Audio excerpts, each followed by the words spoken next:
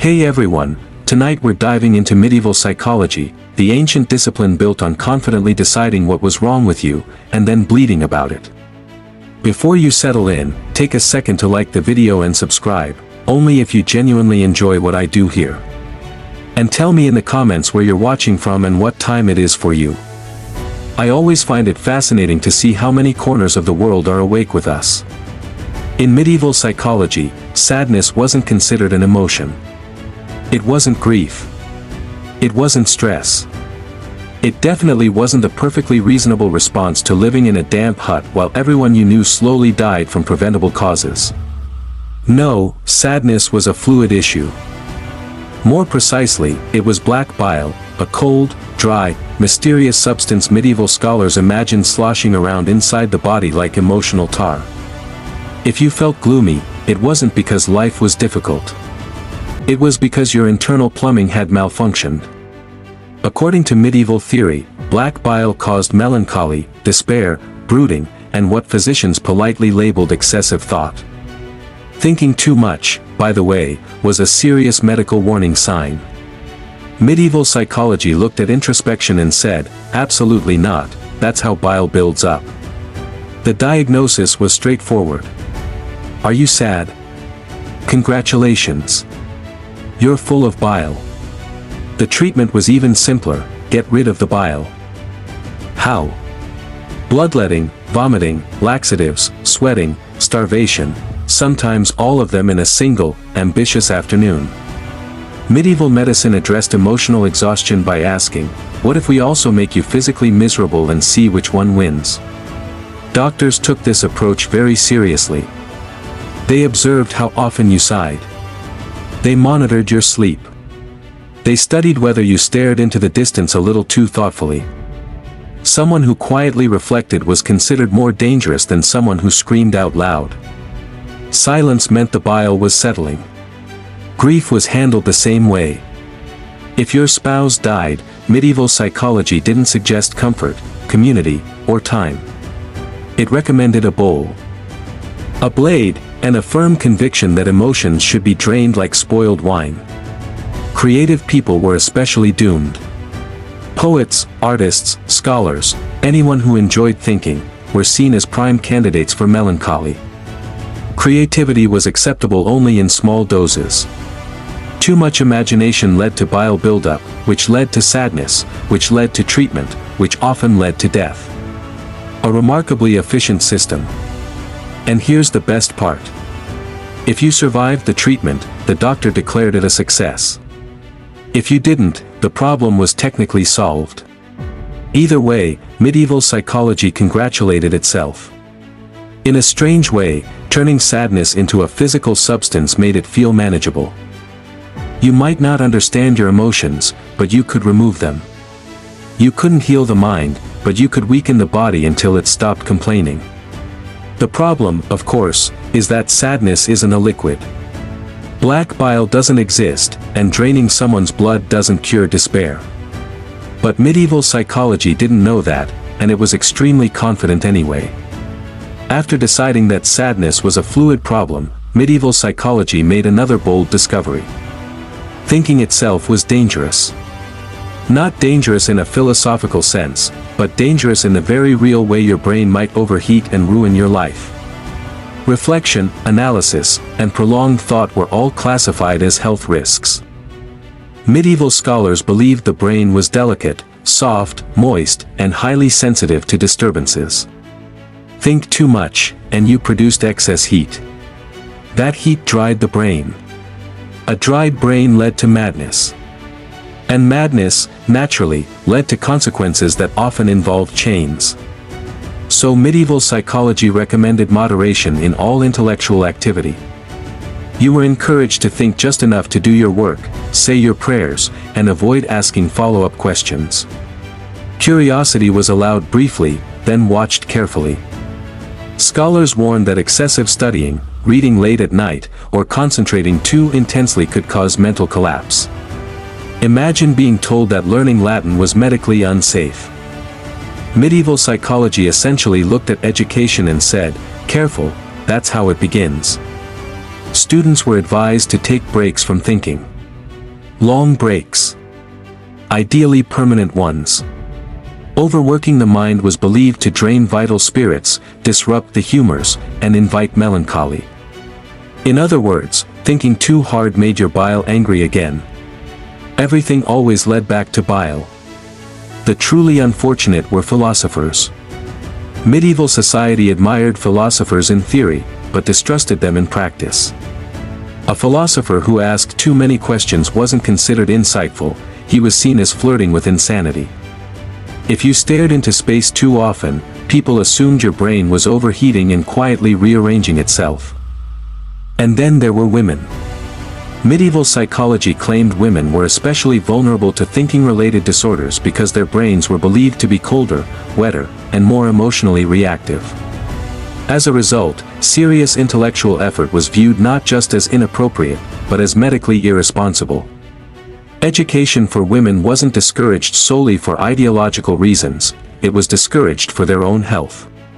Even dreams were treated with suspicion. Vivid dreams suggested that the imagination was running unchecked, which implied mental imbalance. If you dreamed too creatively, it meant your mind hadn't properly shut down. Sleep was meant to be passive. If it wasn't, something was wrong. According to medieval psychology, the safest mental state was mild awareness combined with obedience. Think a little. Feel a little. Never too much of either. Modern psychology encourages reflection. Medieval psychology encouraged a nap. And honestly, given the circumstances, that may have been the healthiest advice they accidentally gave. Once medieval psychology concluded that thinking too much could literally cook your brain, it made yet another important discovery. Anger was not emotional. It was internal combustion. Specifically, it was your liver overheating like a poorly ventilated furnace. According to medieval theory, anger came from an excess of yellow bile, a hot and dry substance produced by the liver. If you were calm, your liver was behaving itself. If you were angry, your liver would throw a tantrum. Emotional regulation, therefore, was not about self-control. It was about temperature management. This meant rage had nothing to do with frustration, injustice, or the fact that medieval life was objectively awful. No, you were angry because your organs were too warm. The solution was obvious. Cool the body, calm the bile, and tell the liver to stop acting up. Treatments included cold baths, cooling diets, and bloodletting. Because apparently removing blood was medieval medicine's answer to everything. If someone had a temper, doctors might recommend avoiding spicy foods, alcohol, sex, and excitement. In short, avoid everything that makes life tolerable. Medieval psychology also believed that chronic anger could physically warp your personality. Angry people were described as sharp, bitter, aggressive, and difficult, which to be fair is not entirely wrong. But instead of therapy or conflict resolution, the advice was simple. Reduce heat, eat cold foods, sit quietly, do not argue. Ideally, stop having opinions. Men were believed to be more prone to anger because their bodies were naturally hottest and treated as evidence of poor health rather than bad behavior. If you lashed out, the assumption wasn't that you were wrong. It was that your liver needed intervention. Accountability was optional. Cooling was mandatory.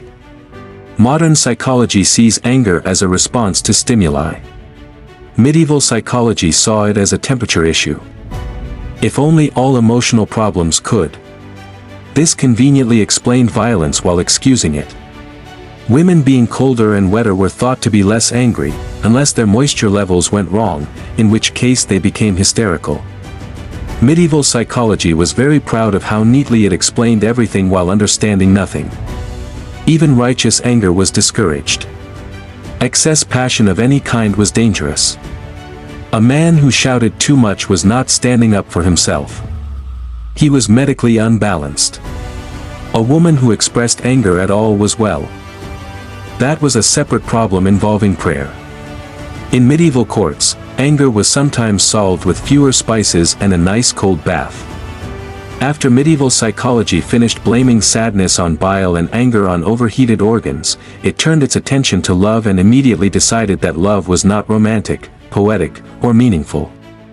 Love was a diagnosable illness, temporary, dangerous, and best handled by someone with a knife and a bowl. This condition was known as love sickness, and medieval scholars treated it with the seriousness usually reserved for plague outbreaks. Falling in love caused coldness, insomnia, loss of appetite, obsessive thinking, sudden poetry writing, and an alarming tendency to stare at nothing while smiling. In other words, medieval psychology accidentally described being in love and then panicked. Doctors believed love disrupted the balance of the humors, overheating the heart and drying the brain. Too much passion sent vital spirits racing through the body like excited children in a monastery. This was unhealthy. Order had been lost. Fluids were misbehaving again. The symptoms were well documented. A lovesick person might sigh excessively, avoid food, speak in metaphors, and lose interest in practical labor. If a peasant stopped plowing fields because he was thinking about someone's eyes, this was not considered devotion. It was considered a medical emergency. Treatment varied, but none of it involved happiness. Cold baths were common because medieval medicine firmly believed that romance could be rinsed away. Bloodletting was also popular because if you were thinking too much about love, clearly you had too much blood. Dietary changes were recommended as well. Bland foods, no spices, no wine, no excitement, and absolutely no seeing the person you loved. Exposure therapy was not part of the plan. In more severe cases, doctors advised marriage not as a celebration of love, but as containment. If the object of affection was unavailable, the solution was distraction. Travel, prayer, physical labor, or intense supervision were all prescribed. Feelings were not explored. They were redirected like inconvenient river water. Women diagnosed with love sickness were often treated as emotionally unstable, while men were treated as temporarily foolish. This double standard was not subtle. Medieval psychology rarely was. The most tragic part is that love was only tolerated when it behaved itself. Controlled affection within marriage was acceptable. Passion, longing, obsession, or desire. Deeply suspicious. Love was allowed only in small regulated doses like a dangerous medicine. Modern psychology sees love as attachment, chemistry, and connection. Medieval psychology saw it as a fever. And like all medieval fevers, the solution was to drain something until the problem stopped moving. At this point, medieval psychology had explained sadness with bile, anger with overheated organs, and love with feverish insanity. Naturally, it then turned to women and said, yes, this is their fault. Scientifically, according to medieval thinkers, women were more emotional not because of social conditions, limited rights, constant childbirth, or the fact that medieval life was relentlessly brutal. No, women were emotional because they were wetter, colder, more moist, psychologically soggy. This theory was taken very seriously. Medieval psychology believed that the ideal human temperament was hot and dry. Dryness meant stability. Heat meant energy. Men conveniently were described as naturally hotter and drier. Which explained why they were rational, authoritative, and allowed to speak in public without supervision. Women, on the other hand, were believed to be colder and wetter. Moisture, according to medieval science, caused instability. Emotions slipped around. Thoughts didn't set properly. Reason failed to harden. The mind, like damp bread, simply refused to behave. This moisture theory explained everything medieval society already wanted to believe. Emotional expression, moisture, crying, excess moisture escaping, anger, improper fluid distribution, intelligence. Possible but risky.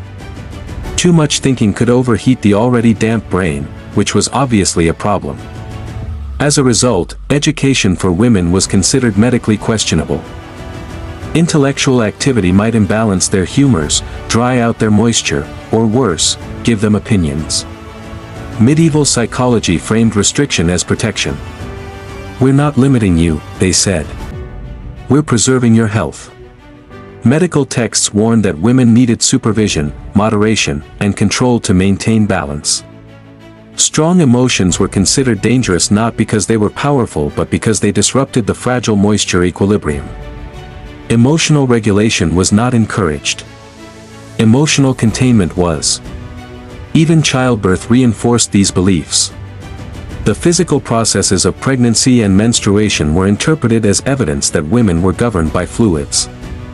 This made them mysterious, unpredictable, and therefore suspicious.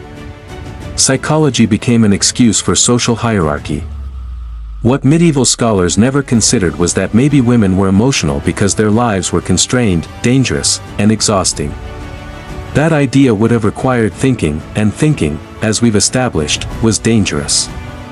Modern psychology recognizes emotion as human. Medieval psychology blamed water. And somehow this explanation survived for centuries, proving that confidence, not accuracy, is often the most persuasive force of all.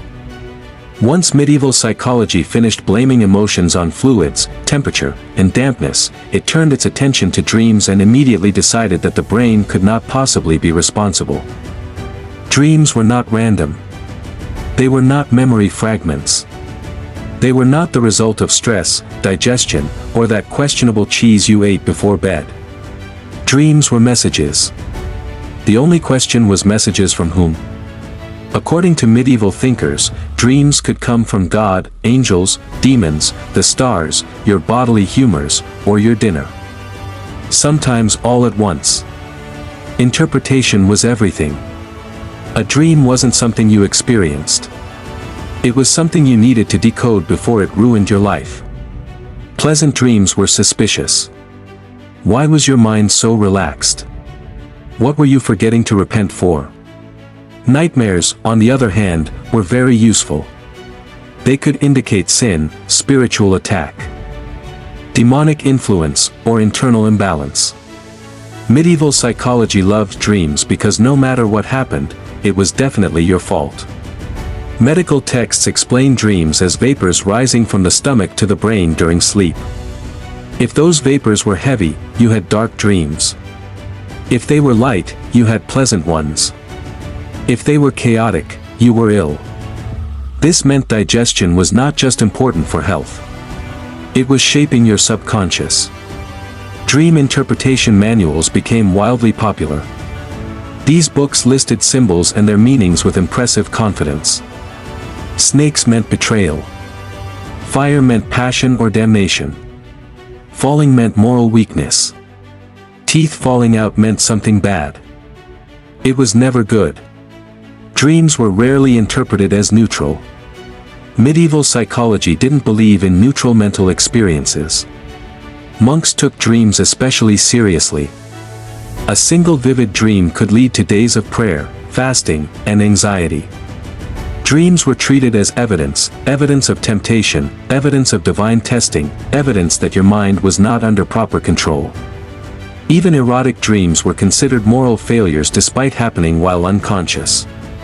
Medieval psychology managed to invent guilt that operated independently of your awareness. You could sin in your sleep and still be held accountable. Truly impressive. Modern psychology sees dreams as the brain processing information. Medieval psychology saw them as supernatural performance reviews. And like all performance reviews, they were stressful, confusing, and never quite explained what you were supposed to do better next time. After medieval psychology finished blaming your emotions on fluids and your dreams on divine messaging systems, it arrived at one of its boldest conclusions. If your mind was struggling, you had done something wrong. Mental illness was not a condition. It was not a health issue. It was a character flaw with spiritual consequences. If someone behaved erratically, heard voices, withdrew from society, or experienced intense fear, medieval psychology didn't ask what they were experiencing internally. It asked what sin had caused it. Madness was understood as punishment, possession, or weakness of faith. Sometimes all three if the situation called for enthusiasm. This belief was incredibly convenient. If mental suffering came from moral failure, then society didn't need to offer care, support, or understanding. It needed discipline, correction, prayer, and occasionally restraint. People with mental illness were often encouraged to confess, repent, fast, or pray harder. If that didn't work, the assumption was not that the treatment was ineffective. It was that the person was resisting divine help. Responsibility always flowed downward. In more extreme cases, individuals were restrained, isolated, or handed over to religious authorities. Not for cruelty, but for correction. Medieval psychology truly believed that isolation and punishment could bring the mind back into alignment. If someone screamed, it meant the soul was fighting. If someone went silent, it meant the soul was losing. Either outcome was interpreted as progress. There was also a hierarchy of acceptable suffering. Melancholy among scholars was tolerated. Madness among peasants was suspicious. A noble behaving strangely was eccentric. A poor person doing the same thing was dangerous. Psychology adapted beautifully to social class. The most uncomfortable truth is that medieval psychology wasn't trying to be cruel. It was trying to impose order. A world without explanations is terrifying. So medieval thinkers created explanations that preserved authority and moral clarity. Unfortunately, those explanations turned suffering into guilt. Modern psychology recognizes mental illness as complex, biological, psychological, and social. Medieval psychology saw it as disobedience. And once you define illness as sin, the cure stops being compassion and starts being controlled, which medieval society was very good at. Once medieval psychology decided that mental suffering was a moral issue, it moved on to fear and immediately concluded that fear was not an emotion but a mechanical failure. Fear didn't come from danger, uncertainty, or the perfectly reasonable awareness that medieval life was horrifying. Fear came from weak blood flow. According to medieval thinkers, courage was the result of warm, fast-moving blood circulating bravely through the body. Fear happened when blood cooled, slowed, or retreated inward like it had lost confidence. A frightened person wasn't cautious. They were poorly circulated. This explained everything medieval society already believed. Brave men were hot-blooded. The cowards were cold. Literally, fear caused the heart to shrink, the limbs to tremble, and the face to pale. All signs that the vital spirits were fleeing the battlefield. Medieval psychology saw fear and said, "Ah yes, your blood has abandoned you." Treatment followed predictable logic. To cure fear, you have to warm the body and stimulate circulation. This meant hot foods, wine, spices, physical exertion, and occasionally yelling at the frightened person until they improved. If you were afraid, you weren't offered reassurance. You were encouraged to toughen up metabolically. Soldiers who panicked in battle were not considered traumatized. They were defective. Their blood was weak. Their hearts were cold. Fear was not a survival instinct. It was a personal failure with biological implications. Women naturally were considered more fearful because they were colder by nature. Children were fearful because their bodies were still forming. Elderly people were fearful because their heat was fading. In every case, fear was framed as physical decline rather than emotional response. What medieval psychology never considered was that fear is often intelligent. Fear keeps you alive. Fear tells you when something is dangerous. Fear is information. But acknowledging that would have required admitting that panic in a plague-ridden city might be reasonable. And medieval psychology did not reward reason. Even nightmares were linked to fear's physicality. If you woke up trembling, it meant your blood had cooled too much during sleep. The solution wasn't comfort. It was warm. More blankets, more food, less thinking. Always thinking less. Modern psychology treats fear as a protective response. Medieval psychology treated it as a circulation problem. And honestly, given the lack of safety equipment, maybe fear was the healthiest instinct people had. Even if medieval science spent centuries trying to beat it out of them, after medieval psychology blamed your emotions on fluids, temperature, morality, and blood flow, it reached what it considered the final irrefutable explanation. The planets did it. According to medieval belief, your personality, emotions, and mental stability were heavily influenced by the position of celestial bodies at the moment you were born. Not metaphorically, literally. Mars didn't just symbolize anger. I installed it. Saturn didn't suggest melancholy. It personally delivered it. Signed, sealed, and guaranteed. This meant your mind wasn't fully yours. It was leased. Astrology was not fringe thinking. It was mainstream psychology. Scholars, physicians, and clergy all agreed that the heavens shaped human thought the way the moon shaped the tides. Except with more paperwork and fewer refunds. If you were anxious, Mercury was acting up. If you were aggressive, Mars was nearby. If you were sad, Saturn had parked itself in the wrong house. And if your life was falling apart entirely, congratulations. You were born at an inconvenient time. Birth charts were treated like psychological profiles. Doctors consulted them before making a diagnosis. Kings consulted them before making decisions. Parents consulted them to explain why one child was calm and the other one was like that. The beauty of astrology was that it explained everything while absolving everyone. Your temper wasn't your fault. Your sadness wasn't your fault. Your terrible decision-making wasn't your fault. It was written in the stars. Accountability floated somewhere between Jupiter and nowhere. Even treatment depended on astrology. Certain days were considered better for bloodletting, purging, or emotional correction. Performing a medical procedure under the wrong planetary alignment could make things worse. Which was impressive considering how bad things already were. Medieval psychology also believed planetary influence could wax and wane. You might be emotionally stable one month and unhinged the next simply because Venus had moved. This made self-reflection unnecessary. Why improve yourself when the universe might fix it next Tuesday? Modern psychology studies patterns, biology, and environment. Medieval psychology studied the sky and said, yes, that explains your personality. And while astrology today is mostly used for entertainment, medieval society used it as therapy, diagnosis, and excuse generator. If nothing else, it was comforting. Your problems weren't random. They were cosmically scheduled.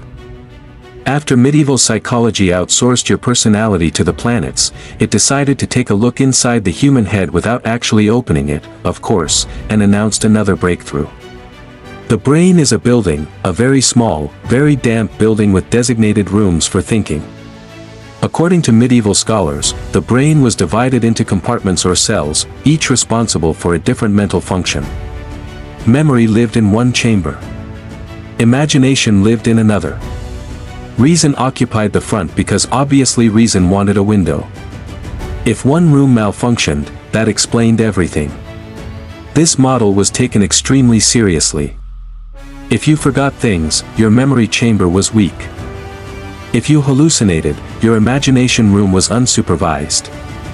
If you made bad decisions, your reason chamber was poorly furnished. Mental illness was now an interior design issue. Medical texts describe these chambers in impressive detail despite no one having actually seen them. The front of the brain handles reasoning. The middle dealt with imagination. And the back stored memory, which explained why head injuries were terrifying. A blow to the wrong spot didn't just hurt, it redecorated your mind. And yes, medieval psychology believed these chambers could be physically affected by diet, emotions, and weather. Cold air made the brain too moist. Heat dried it out. Excess thinking overheated specific rooms. The brain in medieval theory was basically a medieval house with terrible insulation and constant mold problems. This belief shaped treatment. To improve memory, doctors recommended strengthening the memory chamber with herbs, prayers, repetition, and sometimes strong smells. Because nothing sharpens recall like being assaulted by incense. If imagination ran wild, patients were advised to reduce stimulation, avoid stories, and stop thinking creatively, which medieval psychology considered a perfectly reasonable request. Education was also shaped by this model. Learning too much too fast was dangerous. You might overload a chamber. Better to memorize slowly, cautiously, and under supervision.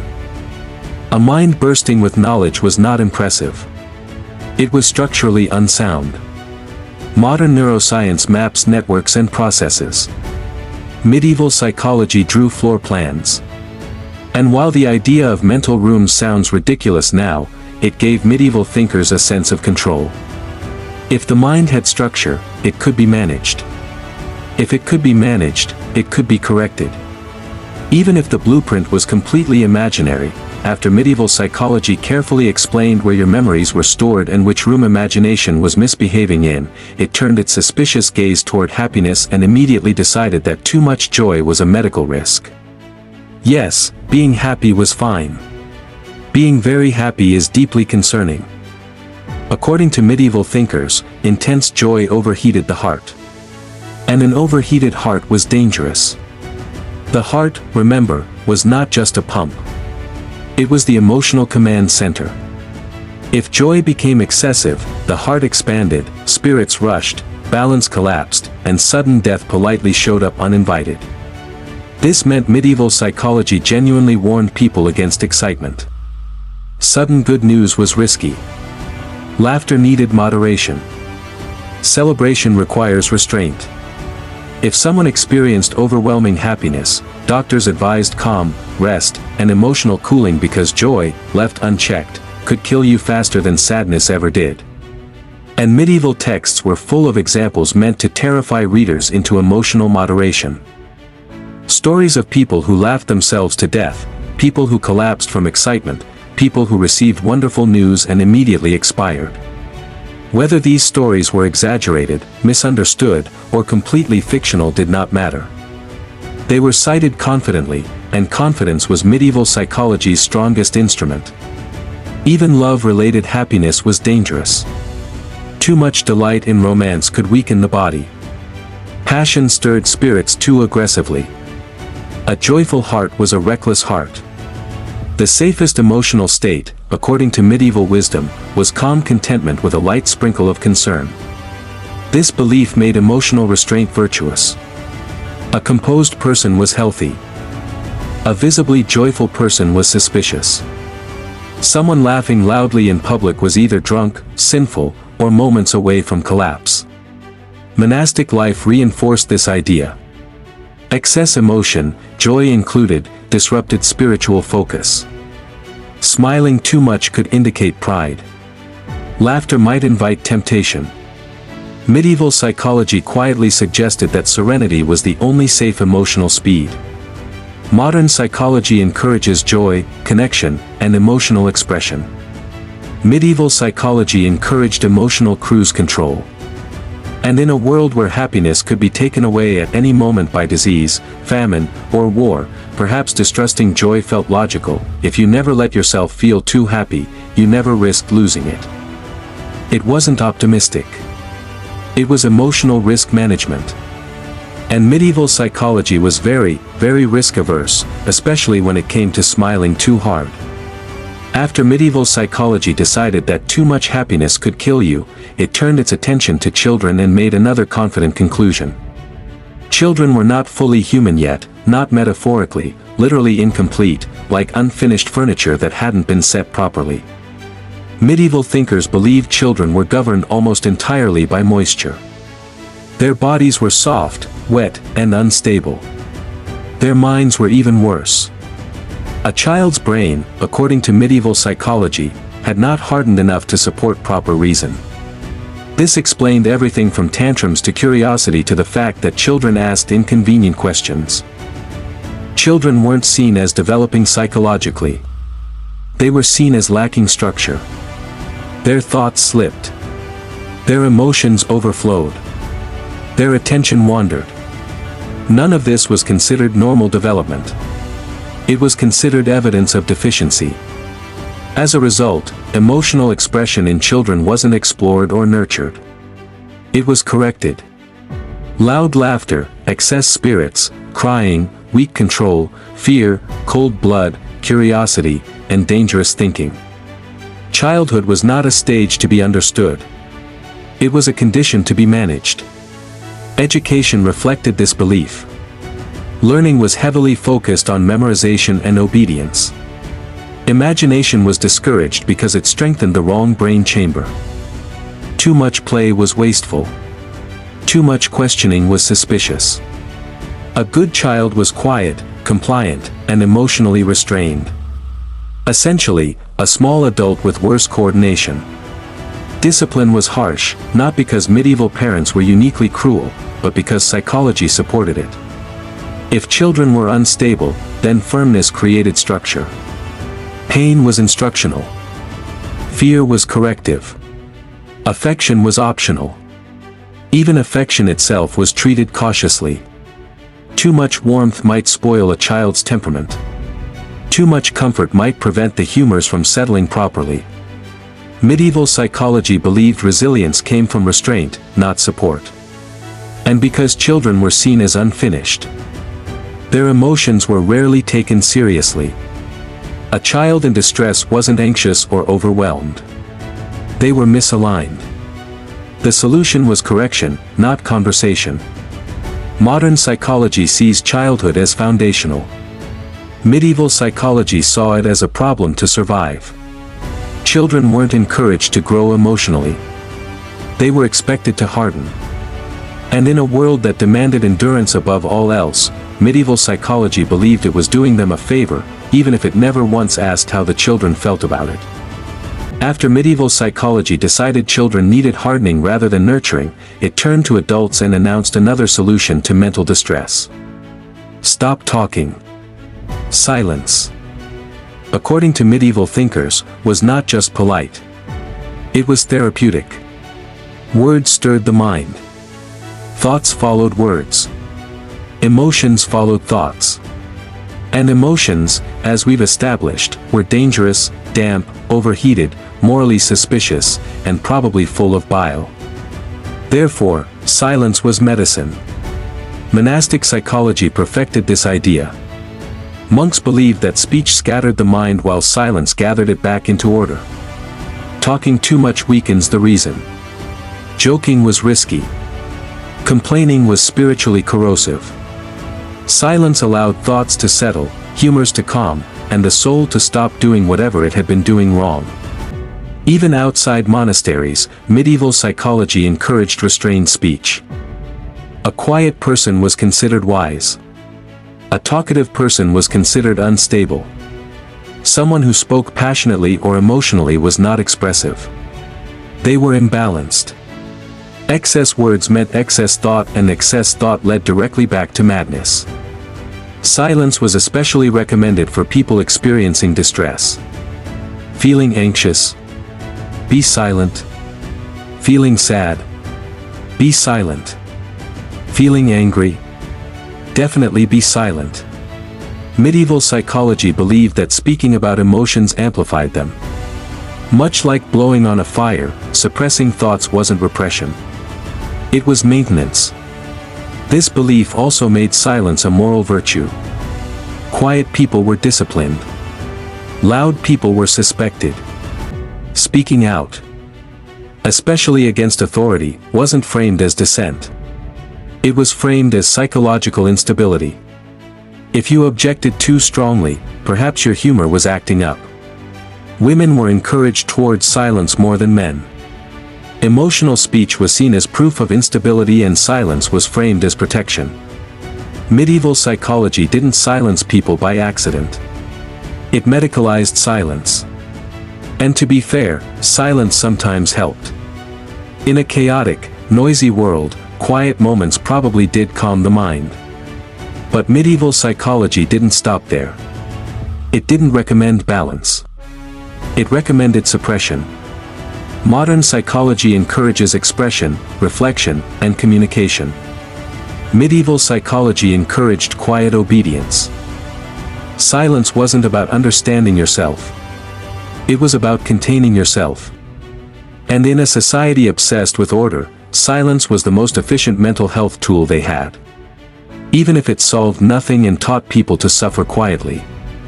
After medieval psychology explained emotions with fluids, fear with circulation, joy with heart explosions, and silence as therapy, it arrived at its grand unifying theory. The mind did not exist on its own. There was no such thing as mental health. There was only spiritual alignment. Thoughts, emotions, behaviors, all of it was inseparable from the soul. If your mind struggled, it meant your soul was out of order. If your emotions overflowed, your soul lacked discipline. If you felt despair, confusion, or anxiety, medieval psychology didn't ask what happened to you. It asked what you had failed to do. This made psychological suffering incredibly easy to explain and incredibly hard to escape. If the mind was simply a reflection of spiritual health, then the solution was not understanding, support, or care. The solution was obedience, prayer, repentance, and moral correction. Mental distress was treated the same way moral failure was treated, with instruction and control. This belief wrapped every psychological concept we've discussed into one airtight system. Sadness wasn't an emotion. It was a spiritual imbalance. Anger wasn't frustration. It was a moral heat. Fear wasn't instinct. It was a weakness of faith. Joy wasn't relief. It was a spiritual risk. And because the soul was eternal, suffering was often framed as purposeful. Endurance builds virtue. Struggle refined character. Mental pain was not something to remove. It was something to survive quietly and learn from. In a strange way, this worldview gave meaning to suffering. If pain had purpose, then it wasn't random. It wasn't meaningless. But it also meant that asking for help was dangerous. Seeking relief could be interpreted as avoiding spiritual growth. Authority benefited enormously from this belief. If distress was spiritual, then priests, not patients, held the answers. Obedience became therapy. Submission became healing. And questioning the system wasn't curiosity. It was a rebellion. Modern psychology separates mind, body, and belief while recognizing their interaction. Medieval psychology fused them into one moral equation. And while that system helped medieval society maintain order, it did so by misunderstanding the mind entirely. The medieval world didn't lack intelligence. It lacked tools. So it built explanations out of what it had: faith, tradition, fear, and confidence. And it believed them completely, which may be the most human psychological trait of all. If there's one psychological principle medieval thinkers truly mastered, even if by accident, it's this. Confidence beats correctness every time. Medieval popular psychology worked not because it was accurate, but because it was delivered with absolute certainty. There was no we're still studying this. No results may vary. Every explanation arrived fully formed, confident and unwilling to be questioned. Sad, black bile, angry, hot liver, confused, planetary interference, dreaming something weird, spiritual issue, struggling mentally, moral failure, no ambiguity, no uncertainty, just answers. And people loved that. In a world filled with famine, disease, war, and death, certainty was comforting. Not knowing why something happened was terrifying. So, medieval psychology didn't leave space for doubt. It filled every gap with explanation. Even if the explanation was nonsense, especially if it was nonsense, because nonsense can't be disproven easily. These ideas spread because they were simple, repeatable, and authoritative. Anyone could learn them. Anyone could apply them. You didn't need training, research, or evidence. You needed confidence and a straight face. And once an idea was accepted, it became self-reinforcing. If a treatment worked, it proved the theory. If it failed, the patient was at fault. If someone recovered, the system took credit. If someone didn't, the system explained why they deserved it. That's not bad science. That's excellent propaganda. Medieval psychology also benefited from hierarchy. Knowledge flowed downward. Scholars spoke. Everyone else listened. Questioning wasn't curiosity. It was unstable. Doubt itself became a symptom. And here's the uncomfortable part. This isn't just medieval. Modern people like to think we're immune to confident nonsense. We are not. We still gravitate towards simple explanations, neat labels, and theories that tell us who's at fault. We still prefer certainty over complexity. We still confuse confidence with truth. The medieval world didn't fail because it was stupid. It failed because it was human. Given limited tools, limited data, and overwhelming fear, people created explanations that felt right and defended them fiercely. Psychology wasn't about understanding minds. It was about maintaining order, reducing uncertainty, and making suffering feel explainable. So, when we laugh at medieval psychology, we're not just mocking the past. We're seeing a version of ourselves, just with worse hygiene and stronger opinions.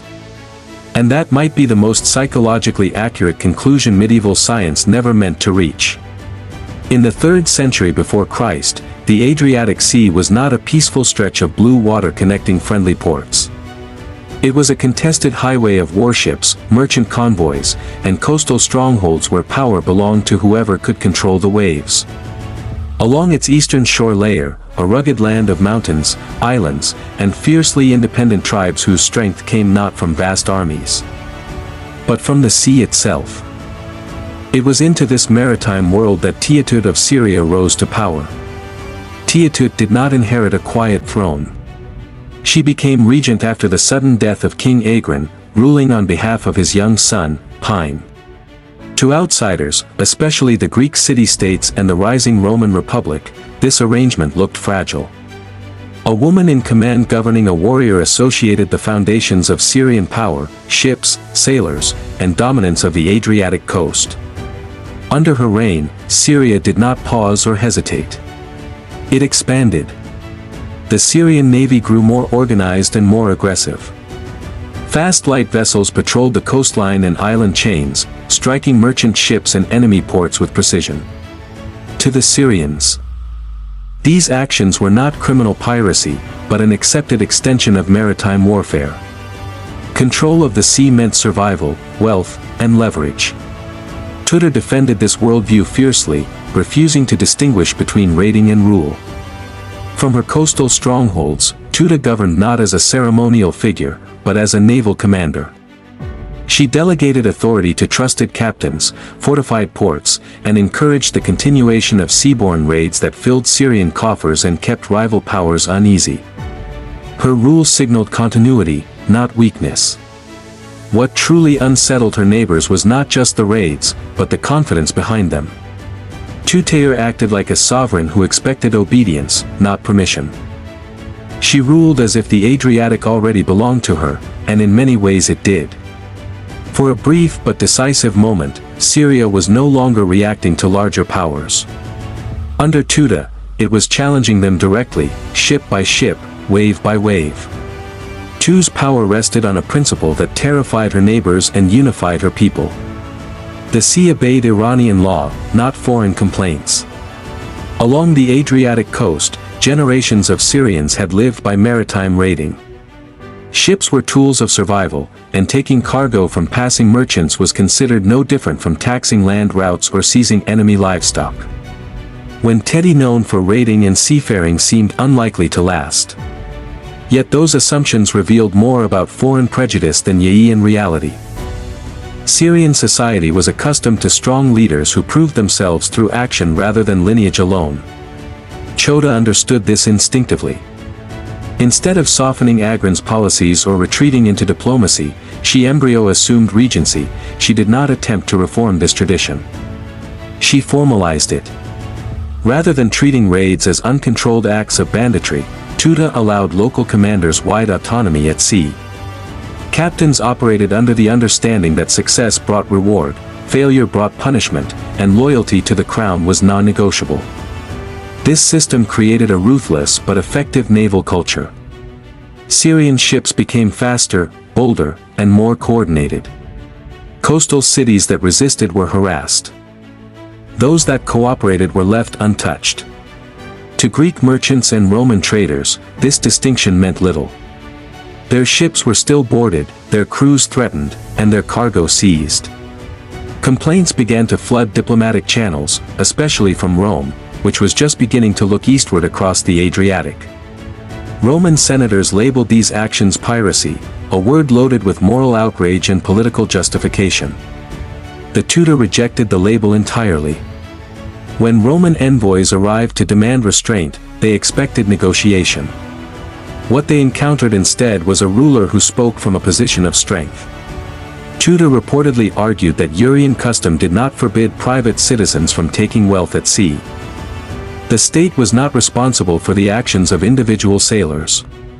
To Rome, this sounded like arrogance. To Syria, it was a declaration of sovereignty. This moment marked a fundamental clash of worldviews. Rome believed law flowed from centralized authority. Teuta ruled a kingdom where power flowed outward, delegated to warriors who earned their keep through conquest. Neither side misunderstood the other. They simply refused to yield. By defending Syrian maritime customs, Teuta was not provoking war out of recklessness. She was preserving the economic backbone of her realm. To restrict naval raids would weaken her captains, her treasury, and her legitimacy. Authority in Syria depended on visible strength. Especially from a female ruler navigating a violent political landscape. What Rome saw as lawlessness, Teuta saw as order. And as Roman patience thinned, the Adriatic began to feel less like a shared sea and more like a fault line, one that would soon fracture into open war. For years, Rome had tolerated instability beyond the Adriatic with irritation rather than urgency. Syria was distant, fragmented, and useful mainly as a source of timber, slaves, and trade routes. But under the guidance of Syria, Syrian activity at sea stopped being an inconvenience and became an embarrassment. Roman merchants were attacked with increasing boldness, and worse still, Rome's authority was being openly dismissed. The breaking point came when Roman envoys were sent across the Adriatic to confront the Syrian court. Diplomacy was meant to reassert Roman superiority without bloodshed. Instead, it exposed just how little Teuta feared Roman threats. She refused to curb Syrian naval practices and allegedly allowed violence against one of the ambassadors on the return journey. Whether ordered directly or merely tolerated, the message was unmistakable. Illyria did not bow. In Roman political culture, such an insult could not go unanswered. Rome was still shaping its identity as a Mediterranean power, and prestige mattered as much as territory. To allow a foreign queen to challenge Roman authority at sea would signal weakness. Not just to Syria, but to every coastal state watching closely. The Senate responded decisively. What began as a dispute over piracy was reframed as a moral crusade. Rome declared that it was not conquering, but restoring order. The First Roman-Syrian War was justified as a necessary intervention against chaos.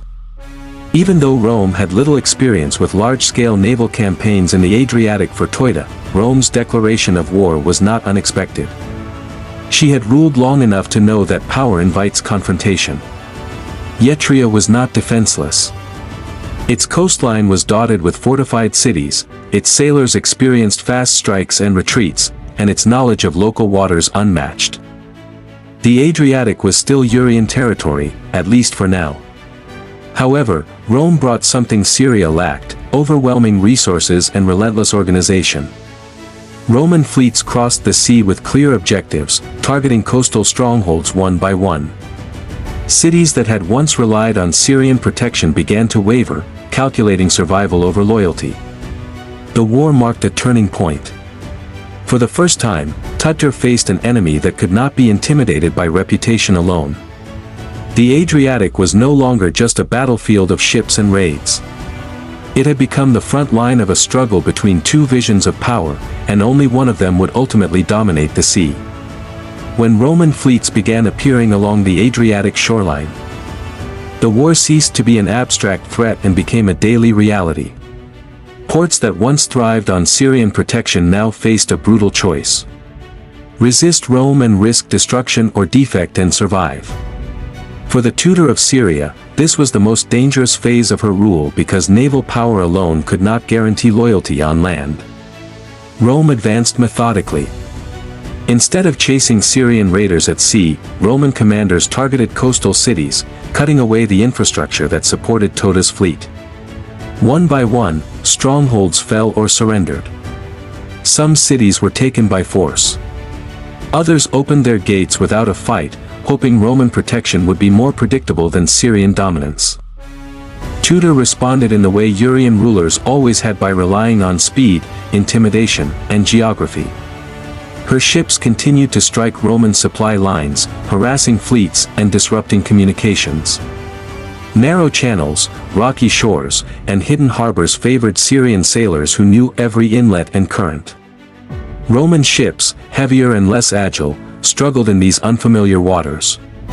Yet, this advantage could not offset Rome's persistence. Where Syrian warfare emphasized swift blows, Roman warfare emphasized endurance. Losses were replaced quickly, fleets were repaired. Troops returned in greater numbers. Each Roman victory, however small, chipped away at Teuta's authority. The psychological impact was just as severe. Syrian commanders, who had once acted independently, now faced an enemy that punished hesitation and rewarded betrayal. Some local leaders abandoned Teuta, negotiating their own terms with Rome. Each defection weakened the illusion of unity that had sustained Syrian power. As pressure mounted, Teuta withdrew from the most exposed coastal positions, retreating inland and relying on fortified centers farther from Roman reach. This strategic pullback preserved her personal safety, but signaled a loss of control over the sea. The Adriatic, once ruled by Syrian ships, was slowly slipping from her grasp. The war revealed a harsh truth. Teuta had mastered Urian traditions of power, but Rome was fighting a different kind of war. One built on discipline, logistics, and long-term occupation. The clash was no longer about piracy or pride. It was about survival. And Illyria was being forced into a defensive posture it had never truly known. As Roman pressure intensified, the war reached its decisive phase. Syria could still wound Rome, but it could no longer stop it. The steady fall of coastal cities cut off Teuta's access to the sea, strangling the very source of her authority. Without ports, fleets became liabilities. Ships needed harbors, supplies, and safe passage. Rome understood this and pressed its advantage relentlessly. Facing the collapse of her maritime network, Teuta made a strategic choice rooted in survival rather than pride. She entered negotiations with Rome, not as a defeated pirate queen, but as a ruler, seeking to preserve what remained of her kingdom. The resulting settlement was harsh. Illyria was forced to pay tribute, surrender control of much of its coastline, and limit its naval operations. Syrian ships were forbidden from sailing south of a defined boundary without Roman permission. The Adriatic, once her domain, was now regulated by Roman law. Most striking of all was Teuta's removal from power. Whether she formally abdicated or was politically sidelined, her reign effectively ended with the war.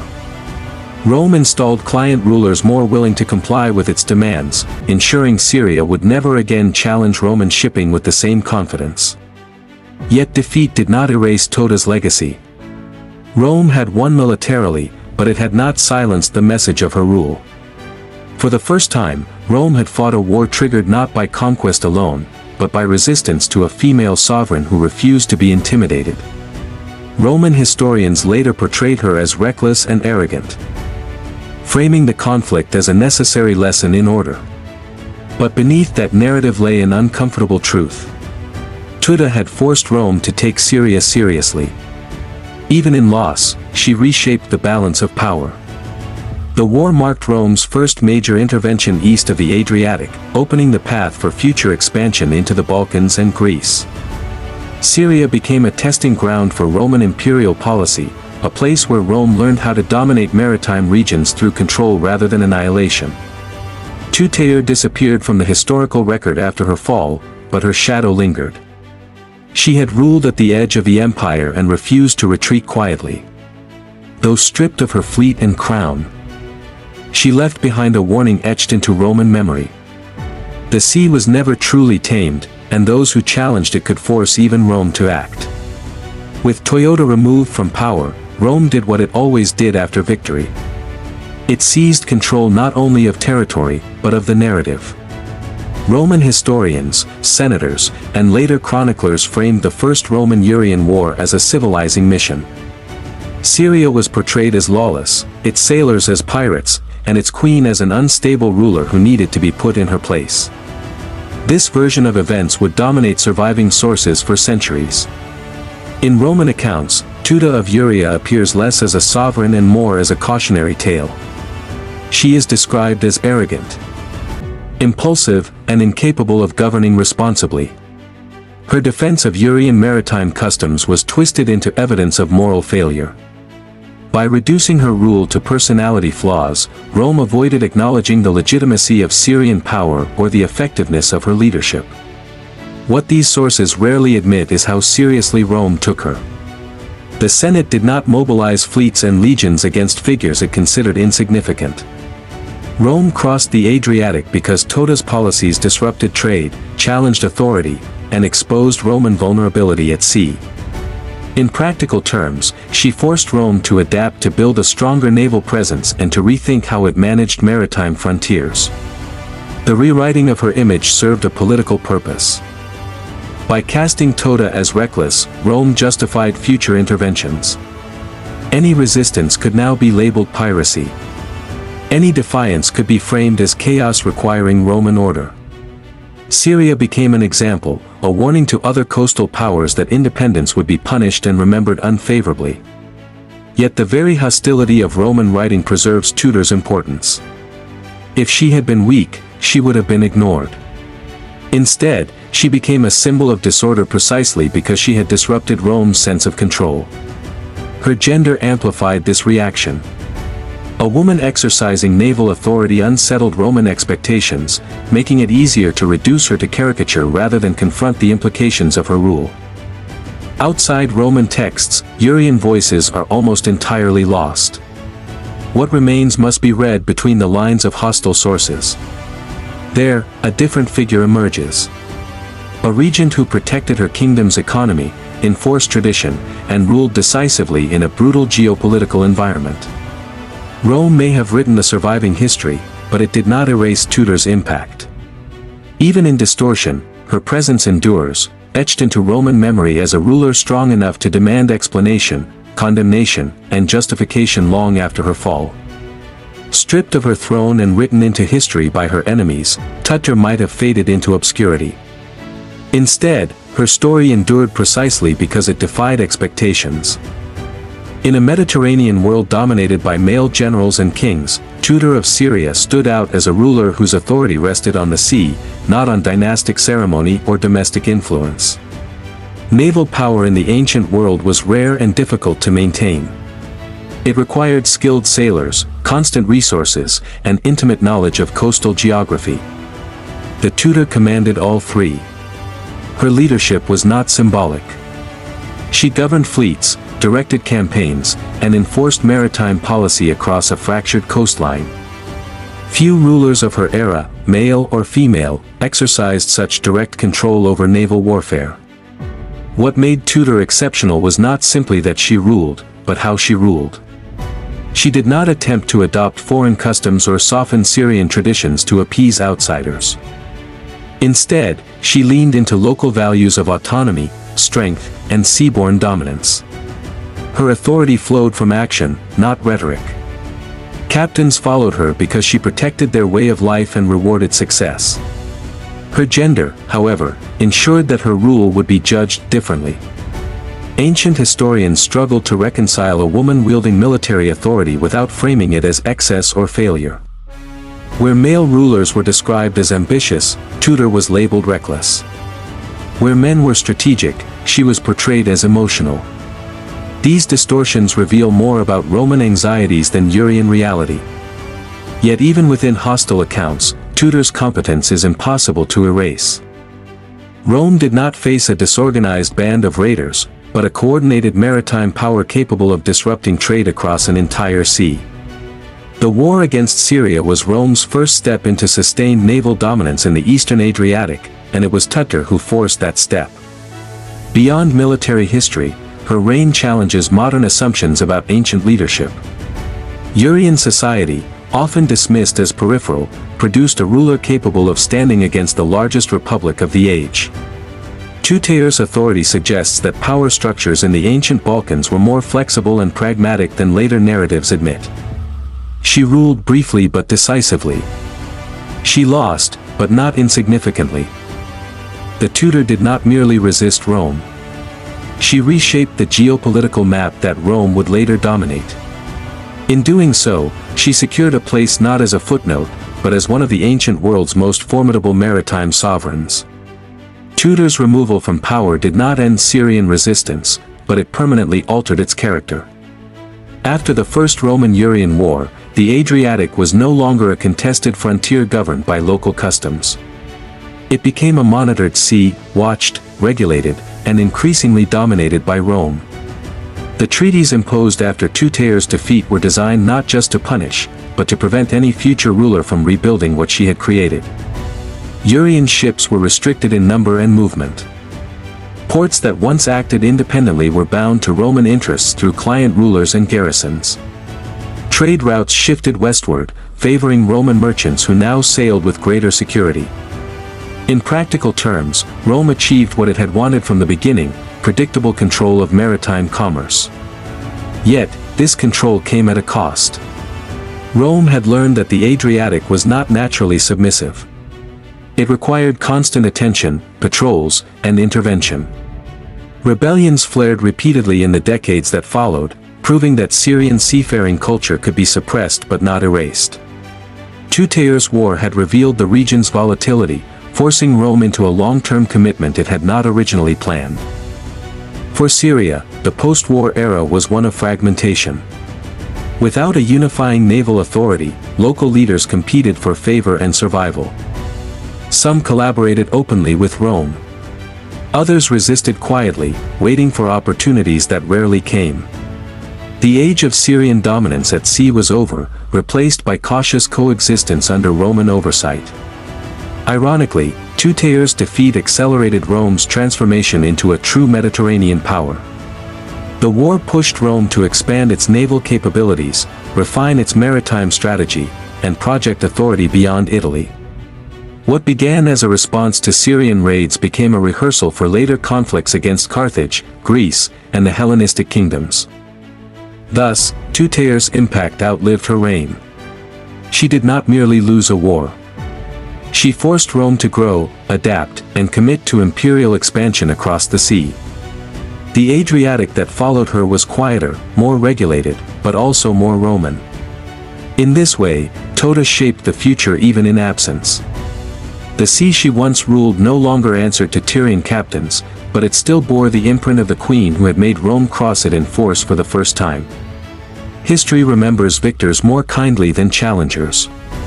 Yet some figures endure precisely because they resisted overwhelming power. Teuta belongs to this rare category. Though defeated and displaced, she remains one of the earliest recorded female rulers to command naval warfare on a regional scale. Her story survives not because Rome wanted it to, because it could not be ignored. Teuta's legacy is not one of conquest, but of defiance. She ruled at a moment when Illyria stood at the edge of history, about to be absorbed into a larger imperial system. Instead of yielding quietly, she asserted sovereignty in the only language that mattered along the Adriatic: control of the sea. Modern interpretations have begun to peel back Roman bias, revealing a ruler acting rationally within her cultural and political context. She defended economic lifelines, upheld tradition, and governed with authority during a volatile regency. That her methods conflicted with Roman ideals does not diminish their effectiveness. It explains Rome's hostility for the Balkans and the broader Adriatic world. Teuta represents an alternative path that history did not take. A maritime power rooted in local control rather than empire. A queen who ruled not through diplomacy alone, but through ships, sailors, and strategy. Her silence in the historical record after defeat is telling. Rome removed her, but it could not replace the memory of what she represented. Every Roman patrol that crossed the Adriatic afterward was in some sense an acknowledgement of her challenge. The Teuta did not build an empire. She did something rarer. She stood against one at the moment it was still vulnerable. And though Rome ultimately prevailed, the fact that it had to fight, explain, and rewrite her story ensures that her legacy remains unsilenced by time or conquest. In 1800, the United States woke up much larger than it had gone to sleep. With the Louisiana Purchase, President Thomas Jefferson had acquired a vast interior stretching west toward lands no American leader had ever seen firsthand. On paper, it was a triumph. In reality, it was a gamble. Maps were vague, borders uncertain, and the terrain beyond the Mississippi was still shaped more by rumor than fact. Jefferson now owned a continent he barely understood. For Jefferson, this was not just a geographic problem, but a political one. European powers still hovered nearby. Native nations controlled most of the land, and trade routes were uncharted. If the United States hoped to survive as more than a coastal republic, it needed knowledge. Rivers had to be traced. Mountains had to be crossed. Alliances had to be formed before rivals could exploit the vacuum. Jefferson's solution was an expedition unlike anything the young nation had attempted. It would be scientific, diplomatic, and military all at once. At its head, he placed Meriwether Lewis, a trusted aide with an unusual mix of skills. Lewis was not merely an officer. He studied astronomy to fix positions, not to catalog new species, and medicine to keep men alive far from help. Jefferson personally tutored him, ensuring the mission reflected Enlightenment ideals as much as national ambition. Lewis knew he could not do this alone. He chose William Clark, a seasoned frontiersman and soldier with deep experience in wilderness travel and leadership. Though officially ranked below Lewis, Clark functioned as an equal partner, commanding respect through competence rather than title. Together, they embodied Jefferson's vision. Reason paired with endurance. The mission's goals were deceptively simple. Find a route to the Pacific. Chart rivers and terrain. Establish American presence among native nations. But beneath these objectives lay something more urgent. If the expedition failed, the West would remain mysterious and vulnerable. If it succeeded, the United States would claim not just land, but destiny. As Lewis and Clark prepared to depart, they carried more than supplies and instruments. They carried the weight of a nation's expectations. Jefferson was betting that knowledge could secure power, that curiosity could outrun the empire. The expedition would soon test whether ideals could survive mountains, rivers, and the unknown. In the spring of 1804, the expedition finally moved. From the last edge of a familiar American settlement, Meriwether Lewis and William Clark led a small force officially known as the Corps of Discovery up the Missouri River. It was not a dramatic charge into wilderness, but a slow, grinding push against the current, mile after exhausting mile. Every stroke of the oar carried them farther from certainty and closer to the unknown. The Missouri was both a guide and an enemy. Its waters twisted unpredictably, clogged with snags, shifting sandbars, and powerful currents that punished any lapse in attention. Progress was measured in effort rather than distance. Men strained on tow ropes along muddy banks, hauling boats inch by inch while insects swarmed and the sun burned. There was no road to follow, no clear sense of how long the river would continue westward. Despite the hardship, discipline held. Lewis and Clark enforced routine with near-military precision. Watches were kept, journals written, specimens collected. Jefferson's instructions echoed constantly in Lewis's mind. This was not merely a journey. It was an experiment in observation. Plants were pressed, animals described, and landscapes sketched, even when exhaustion tempted the men to collapse without record. The expedition also entered a human frontier. Along the river lived native nations who had watched Europeans and Americans appear, disappear, and return with shifting intentions. Some encounters were cautious but cordial. Others were tense, shaped by rumors of American expansion and past betrayals by foreign traders. Lewis and Clark distributed peace medals bearing Jefferson's image. Symbols of a distant authority few truly understood. Beneath the surface of cooperation lay uncertainty. The Corps depended on native goodwill for information, food, and guidance. Yet, every alliance carried risk. Misunderstandings could turn fatal. Trust had to be earned daily, gesture by gesture, word by word. Disease, injury, and isolation tested morale. Yet, remarkably, no man died in the early months. This was not luck alone. Lewis's medical training and Clark's practical leadership kept the expedition functioning where lesser parties might have collapsed. As the Missouri stretched endlessly ahead, one truth became clear. The river would not simply lead them west. It would strip away illusions. The further they traveled, the more the expedition ceased to be a planned mission and became a test of endurance, adaptability, and trust in one another. As the expedition pushed deeper into the continent, it became increasingly clear that maps and instruments alone would not be enough. The Missouri River could guide them only so far. Beyond that lay mountains no American had crossed from the east, climates few understood, and native nations whose languages and customs were unfamiliar.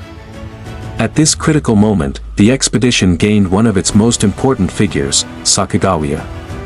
Sacagawea entered the story not as an explorer by choice but through circumstance. A young Shoshone woman. She had been taken from her people years earlier and eventually married to Toussaint Charbonneau, a French-Canadian trader. When Lewis and Clark encountered Charbonneau's camp, they recognized immediately what Sacagawea represented, a bridge. She spoke Shoshone and Hidatsa, understood the land, and just as importantly, carried cultural authority the Corps lacked. Her presence transformed how the expedition was perceived.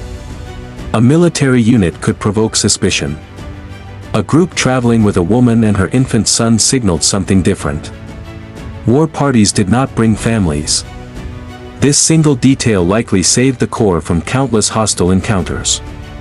Where weapons created tension, Sacagawea created hesitation, curiosity, and space for negotiation. Her contributions went far beyond symbolism. She identified edible plants when supplies ran low. She recognized landmarks remembered from childhood, offering crucial geographic insight. When a boat nearly capsized, it was Sacagawea who calmly retrieved journals and instruments, preserving the records Jefferson had demanded. Survival often hinged on such moments, quiet and easily overlooked. Yet Sacagawea's role has often been romanticized or simplified. She was not a silent guide pointing westward in legend. She was a young woman navigating pregnancy, motherhood, and trauma while traveling through territory shaped by loss and displacement. Her strength lay not in heroics, but in endurance. She adapted constantly, balancing her own vulnerability with the expedition's needs. For Lewis and Clark, Sacagawea embodied the reality of the land they were crossing. The West was not empty. It was lived in, remembered, and claimed by others long before Americans arrived. Her presence forced the expedition to confront this truth daily. As the Corps moved closer to the mountains, Sacagawea became more than a guide.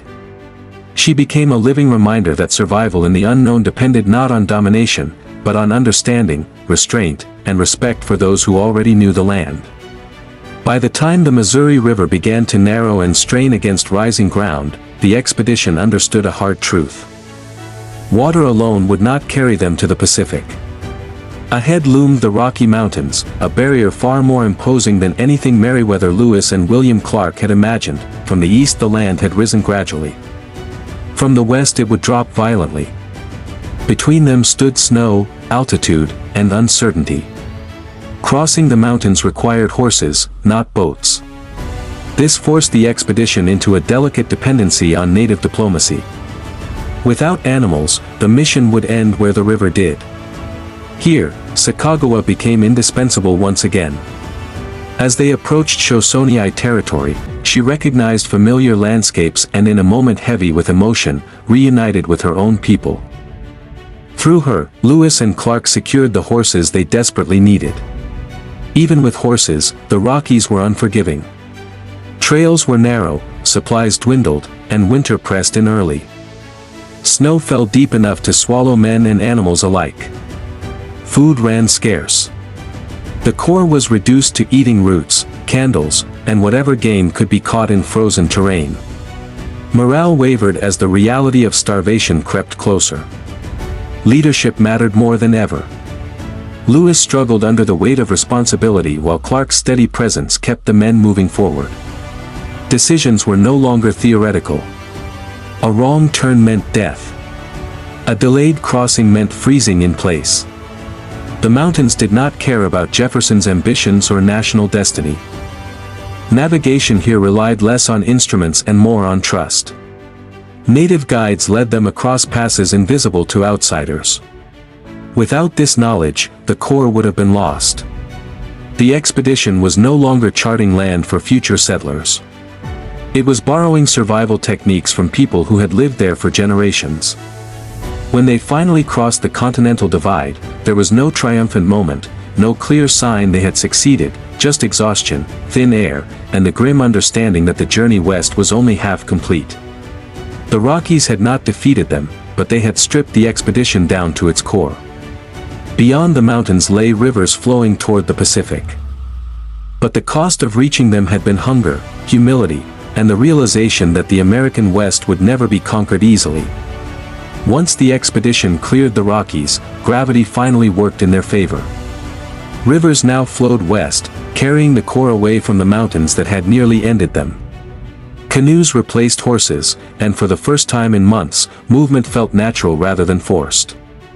Yet relief was tempered by exhaustion. Hunger had hollowed the men. Boots were shredded. Spirits were fragile. The rivers themselves offered no mercy. The Clearwater, Snake, and Columbia cut through steep canyons and roared with rapids powerful enough to shatter boats. Navigation demanded constant vigilance. One misjudged current could scatter supplies or drown men beyond rescue. Several times, canoes capsized, soaking precious equipment and nearly ending the mission outright. Encounters with native nations along Columbia revealed a different world from the plains. Villages were larger, trade networks more complex, and societies deeply tied to the salmon runs that sustained them. The Corps relied heavily on local knowledge, learning how to preserve fish and navigate unfamiliar waters. These interactions were transactional but cautious. News of Americans had traveled ahead of them, shaping expectations and suspicion. Disease followed the river. Illness weakened men already pushed beyond endurance. Yet leadership held. Decisions were debated openly. Discipline remained intact and morale survived through shared hardship. Remarkably, the expedition still counted nearly all its members alive. In an era when exploration often meant mass death, this alone marked extraordinary success. When the smell of salt finally reached them, it came not with triumph, but with disbelief. After months of river and mountain, the Pacific Ocean emerged gray and endless. The long-sought destination existed. The western edge of the continent was real. Winter forced the expedition to halt. They built Fort Clatsop near the coast, enduring rain, sickness, and isolation. The food was monotonous. Clothing rotted in constant damp. Yet this pause allowed reflection. Journals were completed, maps refined, specimens catalogued. The mission's purpose shifted from survival back to documentation. Standing at the ocean did not feel like victory. It felt like completion earned through suffering. The Corps had crossed a continent without losing its core. The journey west had proven that the land was vast, inhabited, and unforgiving, but navigable with cooperation and resilience. The Pacific marked the end of exploration in one direction. Ahead lay the long return east, carrying knowledge that would reshape how the nation understood itself and the land it claimed to possess. Reaching the Pacific did not mean the expedition was finished. In many ways, the most dangerous phase still lay ahead. Winter had trapped the Corps on the coast, and when spring finally arrived, Meriwether Lewis and William Clark faced a sobering reality. They had to cross everything again, this time against time, weather, and fatigue. The return journey demanded new decisions. Familiar routes could not simply be reversed. Snow lingered in the mountains far longer than expected, forcing delays and difficult choices. Supplies were limited. The men were thinner, weaker, and worn down by 2 years of constant strain. Knowledge gained on the way west helped, but certainty remained elusive. Leadership evolved. Lewis and Clark split the Corps at points to explore additional territory, maximizing what they could bring back to Jefferson. This decision increased risk, but reflected confidence built through survival. The expedition was no longer improvising blindly. It was operating with hard-earned experience. Tension surfaced in subtle ways. Lewis, burdened by responsibility and prone to introspection, struggled with decision-making under pressure. Clark's steadiness again proved essential, balancing caution with momentum. Their partnership, forged through hardship, held firm when others might have fractured. Encounters with native nations on the return were shaped by memory. Some welcomed the Corps back as familiar figures. Others remained wary, aware that Americans rarely passed through land without eventually returning in greater numbers. The expedition carried gifts, words of peace, and promises it could not guarantee would be honored. One incident nearly ended everything. Lewis was accidentally shot during a hunting mishap, a reminder of how fragile survival remained even after success. He recovered slowly, pressing on despite pain and weakness. The mission could not stop. History would not wait for healing. As rivers widened and familiar landmarks reappeared, the sense of distance closed. What had once felt infinite now felt measured. The unknown had become known, mapped, and recorded. When the Corps finally returned east, they did not arrive as conquerors or heroes in their own minds. They arrived as witnesses. They carried journals filled with observations, maps etched from memory, and stories of cooperation, suffering, and resilience. The journey home completed the expedition's purpose. The West was no longer imagined that it had walked, crossed, and survived. When the Corps of Discovery returned east, they brought back more than survival stories. They carried knowledge that fundamentally altered how the United States understood its own future. The journals of Meriwether Lewis and William Clark transformed vague speculation into concrete reality. Rivers now had courses. Mountains had passed. The West was no longer an idea. It was a place.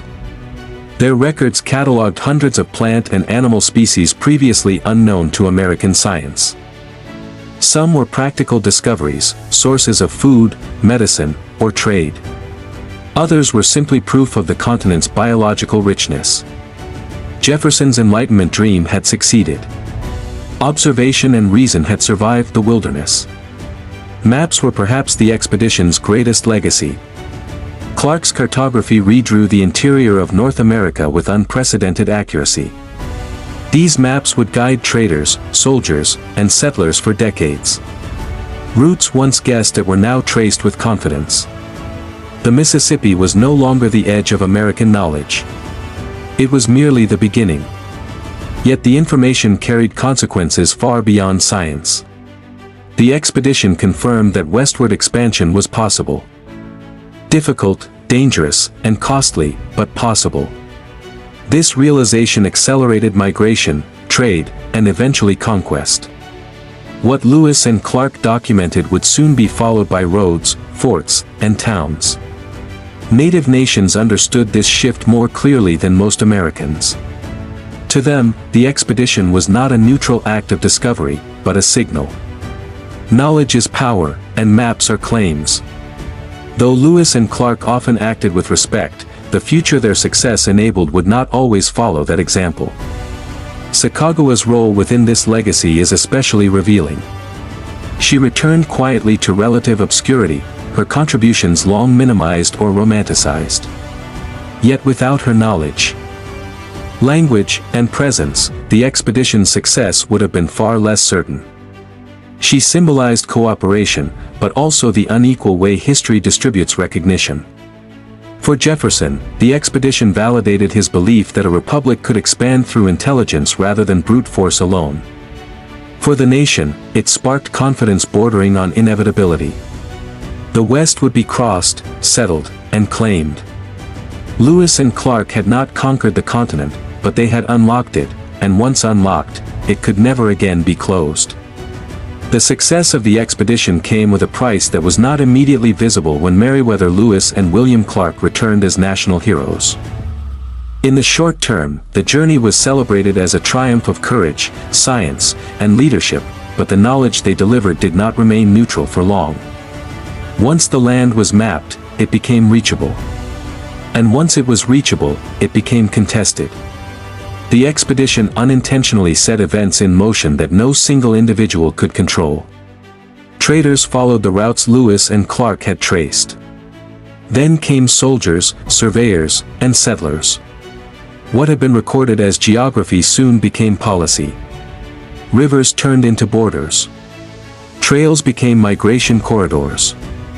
The West began to fill with newcomers who carried little understanding of the people already living there. For native nations, the expedition marked a turning point. Lewis and Clark often approached tribes with diplomacy and restraint. But they also carried the authority of a government expanding rapidly. Promises of peace and coexistence could not survive the pressure of mass settlement. Treaties were broken. Land was seized. Cultures were displaced or destroyed. Even the expedition's leaders struggled with the consequences.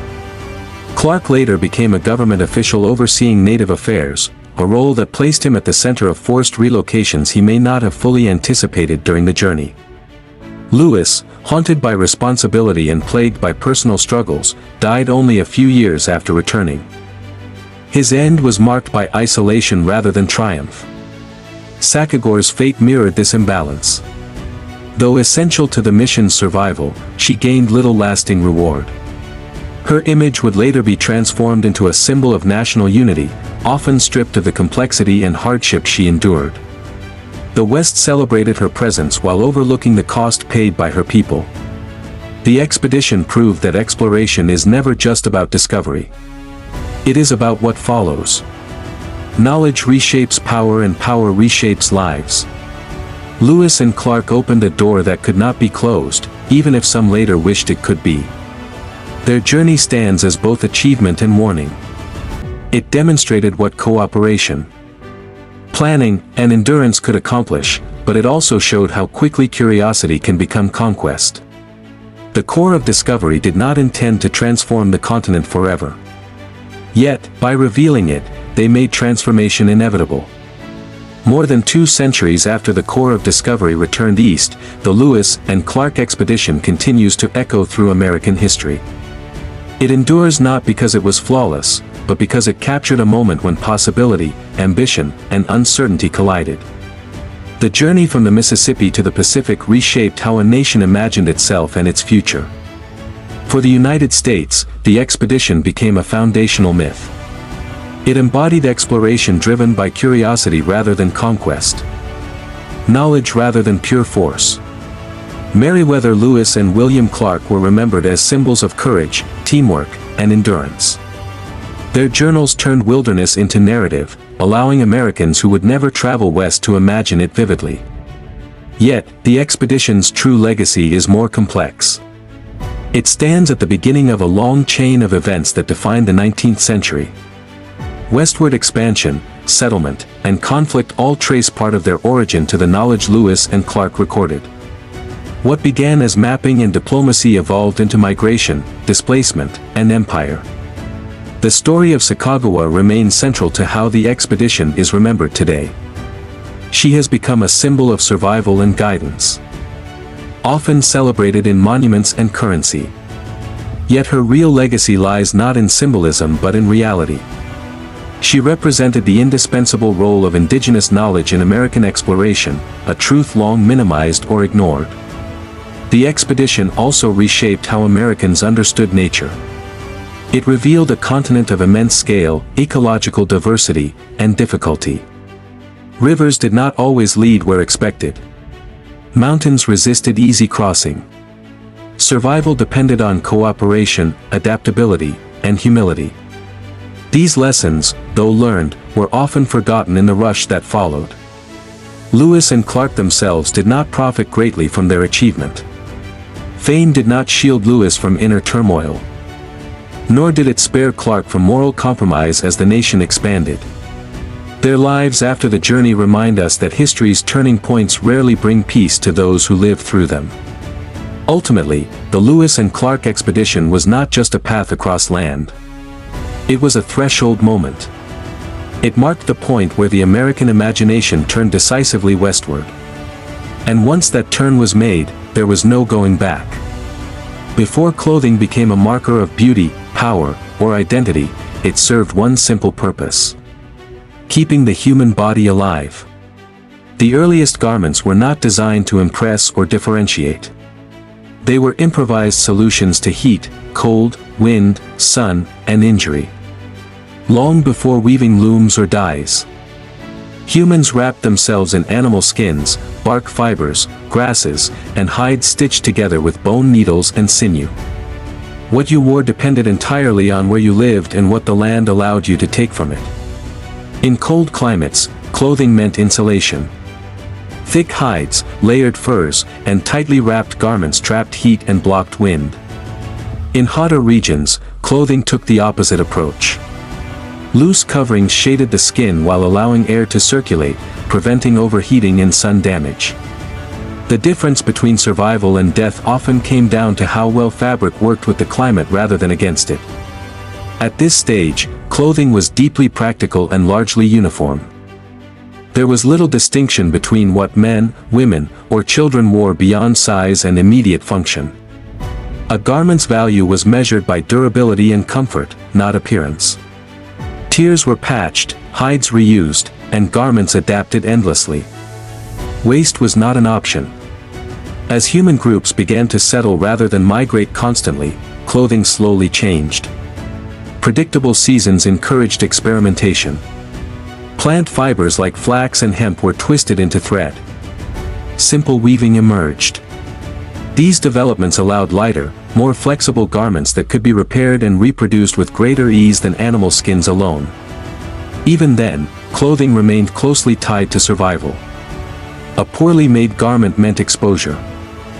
A badly chosen material meant sickness. Early people understood this intuitively.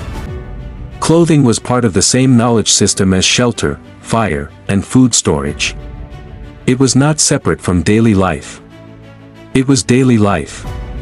Only once survival was reasonably secure did clothing begin to accumulate meaning beyond function. Decoration, variation, and symbolism emerged slowly, layered on top of practical designs that already worked. Before fabric expressed identity, it expressed adaptation. In this sense, ancient clothing tells a story of intelligence rather than style. Every fold, wrap, and stitch reflects thousands of years of environmental learning. Long before fashion existed, humans were already engineers of fabric, shaping materials to match the demands of the world around them. As human societies grew more complex, clothing began to reflect not only survival, but landscape and labor. Nowhere is this clearer than in ancient Egypt, where heat, sun, and the annual rhythm of the Nile shaped how people dressed for thousands of years.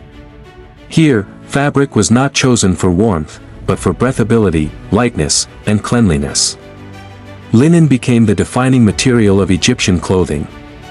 Made from flax grown along the Nile's fertile banks, linen was cool against the skin and ideal for a hot, dry climate. Its pale color reflected sunlight rather than absorbing it, helping the body regulate temperature. Unlike wool or animal hides, linen could be washed easily, an important feature in a culture that valued ritual purity and hygiene. Early Egyptian clothing was strikingly simple in form. Men often wore short linen kilts tied at the waist, while women wore long, close-fitting dresses supported by straps. These garments were not tailored in the modern sense. They were wrapped, folded, and tied, allowing flexibility and reuse. The human body remained visible in outline, emphasizing movement rather than concealment. Status entered clothing not through shape but through quality. Finer linen required more labor to produce and signaled wealth and rank. The elite wore sheer, carefully woven cloth, while laborers wore coarser versions suited for physical work. Clothing did not hide social hierarchy. It quietly displayed it. Religion also shaped fabric choices. Priests were required to wear linen as animal products were associated with impurity in sacred contexts. This rule reinforced linen's prestige and tied clothing directly to cosmology. What you wore reflected not only your place in society, but your relationship to the divine. Jewelry, wigs, and accessories added complexity without changing the core garments themselves. Egyptians layered meaning onto simplicity. The clothing remained functional, but adornment allowed individuality, ceremony, and expression. What stands out most is restraint. Egyptian clothing changed little over centuries because it worked. Climate, material, and cultural values aligned so effectively that innovation was unnecessary. Fashion in the modern sense had no urgency here. In ancient Egypt, clothing was a quiet agreement between environment and civilization. Linen was not a trend. It was a solution perfected over generations, proving that sometimes evolution means knowing when not to change at all. Moving north into the Mediterranean world, climate and culture reshaped ancient clothing once again. In ancient Greece, fabric became a medium not just for comfort, but for philosophy. Greek clothing reflected balance, proportion, and an idealized view of the human form. Values that echoed throughout art, architecture, and daily life. Wool dominated Greek wardrobes. Unlike Egypt's flax-rich environment, Greece's rocky terrain favored sheep herding over agriculture. Wool provided warmth during cool mornings and evenings while remaining breathable enough for daytime heat. It could be dyed, layered, and adapted, making it versatile across seasons and social contexts. Greek garments were defined less by cutting and stitching and more by draping. The chiton and himation were essentially large rectangles of cloth folded, pinned, and belted around the body. This approach allowed clothing to flow naturally, emphasizing movement and posture rather than rigid structure. The fabric worked with the body, not against it. This simplicity carried philosophical meaning. Greek thinkers believed harmony came from proportion and moderation. Clothing mirrored this belief. There was little excess in form. Beauty emerged from how fabric fell and how the wearer moved. Skill lay not in tailoring, but in how one wore the cloth. Social distinctions still mattered, but they were subtle. Length, quality of wool, and color signaled status.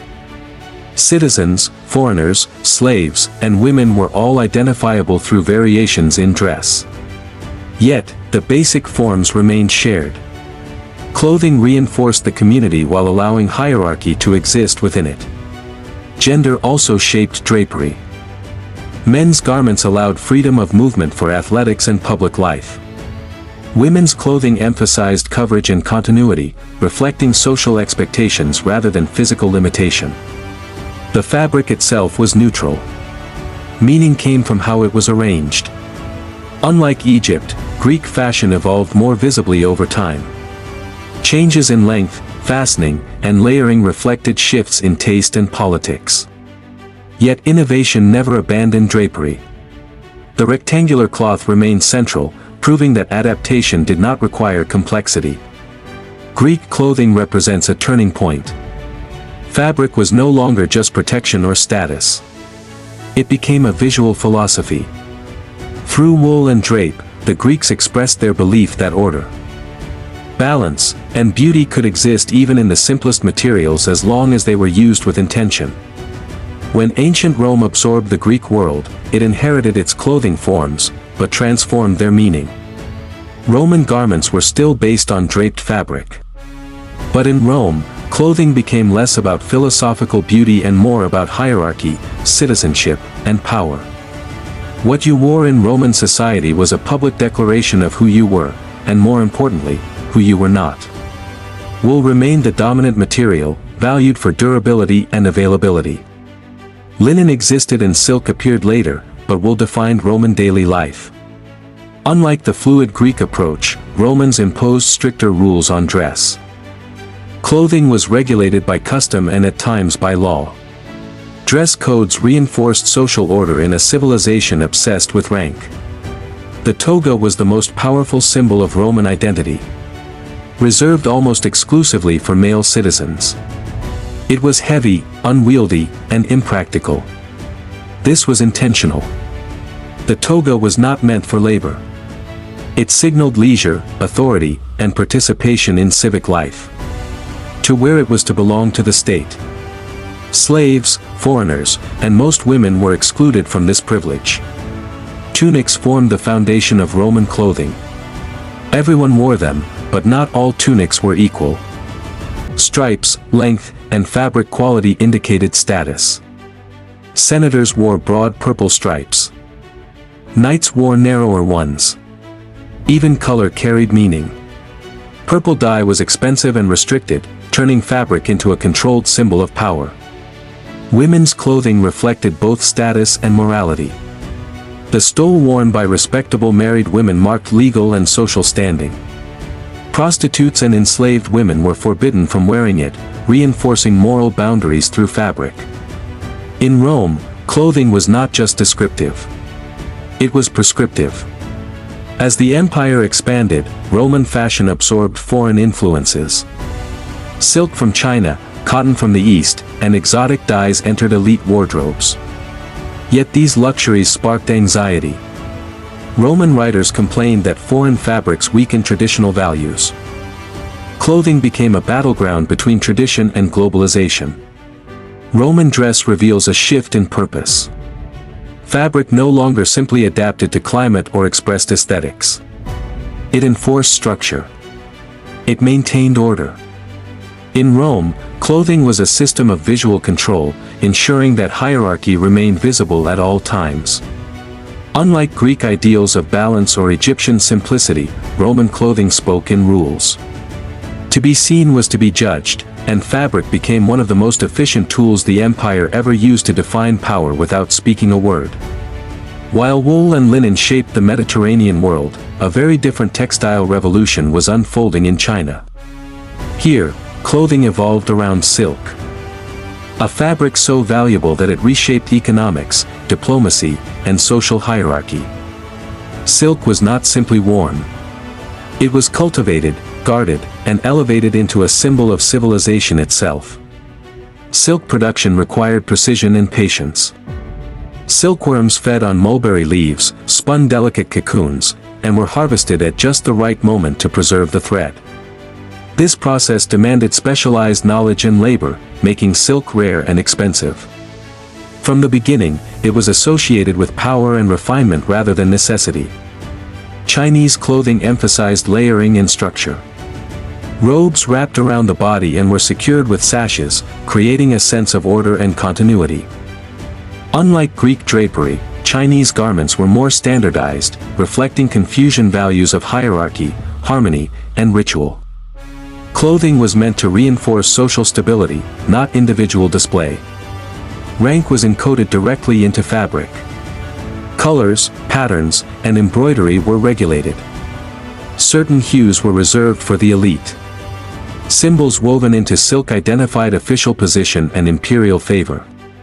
To wear the wrong fabric was not a fashion mistake.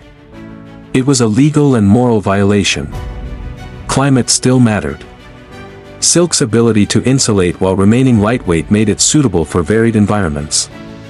Linen and hemp were used by commoners, especially for labor, but silk defined aspiration. It was smooth, luminous, and visibly different from coarse materials. Even from a distance, silk announced status. Silk's influence extended far beyond China's borders. As demand grew, trade routes formed to move the fabric westward. These routes would later be known collectively as the Silk Road. Through them, silk carried not only wealth, but ideas, styles, and cultural exchange. Clothing became a vehicle of globalization long before the concept existed. Yet, silk also reinforced boundaries. Knowledge of its production was tightly controlled. Revealing the process to outsiders was punishable by death. Fabric here was power, and power was protected. In ancient China, clothing reached a new level of meaning. It was no longer just adaptation or hierarchy. It was an ideology made visible. Silk transformed fabric into a language of order, authority, and civilization. Woven carefully to ensure that everyone knew exactly where they stood. As ancient civilizations expanded across deserts, forests, mountains, and monsoon regions, clothing evolved less as a universal trend and more as a series of local solutions. Fabric, cut, and layering responded directly to climate, proving that the environment shaped fashion as much as culture did. Across the ancient world, what people wore was a negotiation between weather, resources, and belief. In arid regions like Mesopotamia and parts of the Near East, clothing prioritized protection from sun and sand. Long, loose garments covered the body while allowing airflow. Linen and lightweight wool dominated, often layered to create insulation without trapping heat. Covering the skin was not a sign of modesty alone. It was practical survival in an unforgiving climate. In colder regions, clothing adapted differently. Early Northern European societies relied heavily on wool, fur, and leather. Garments were stitched rather than draped, fitted closer to the body to retain warmth. Cloaks, leggings, and layered tunics created modular systems that could be adjusted throughout the day. Here, complexity increased because survival demanded it. Monsoon regions in South Asia and Southeast Asia favored breathable cotton, a fiber well suited to humidity and rainfall. Clothing here emphasized lightness, fast drying, and ease of movement. Wrap garments allowed ventilation and flexibility, while minimal stitching reduced discomfort in wet conditions. Climate dictated design long before aesthetic preference entered the equation. Culture shaped how these solutions were interpreted. Some societies emphasized exposure and movement, others concealment and layering, but these differences were rarely arbitrary. They reflected values tied to labor, religion, and social order. Clothing became a visible expression of how a society understood the body's relationship to the natural world. Trade gradually blurred these boundaries. Materials traveled farther than the environments that produced them. Wool appeared in warm climates as a luxury. Silk reached cold regions as status wear. Yet even when foreign fabrics were adopted, local styles persisted. Climate is always pushed back against fashion. What emerges is a pattern. Ancient clothing did not evolve toward a single ideal. It branched. Each civilization refined garments that worked best for its conditions, then layered meaning onto those solutions. Fashion followed function, not the other way around. In this way, ancient clothing tells a global story without uniformity. It reveals how humans across the world solved the same problem differently. How to live comfortably, visibly, and meaningfully inside their environment. By the time ancient societies reached relative stability, clothing had moved far beyond survival and climate. Fabric became a language. It told others where you belonged, what you believed, and how you fit into the world around you. Long before written records were common, clothing functioned as a visible system of identity. Tribal affiliation was often marked through dress. Specific patterns, colors, or garment shapes signaled membership in a group. These visual cues mattered in a world where strangers were potential threats. Clothing could announce a friend or outsider before a word was spoken. In this sense, fabric became a social shortcut, reducing uncertainty in crowded marketplaces, border regions, and ritual gatherings. Religion deepened this symbolism. Sacred garments separated the ordinary from the divine. Priests, shamans, and ritual specialists wore clothing that distinguished them from daily life. These garments were often restricted, ritually purified, or worn only during ceremonies. Fabric absorbed meaning through repetition and belief. To wear certain clothing was to temporarily become something more than human, a bridge between worlds. Gender roles were also encoded into dress. Across ancient civilizations, clothing reinforced expectations about behavior, mobility, and social space. Some garments restricted movement deliberately, signaling status or modesty. Others emphasized freedom and strength, reflecting labor or warfare. These choices were not accidental. They shaped how bodies moved through society and how individuals were perceived. Age and life stage mattered as well.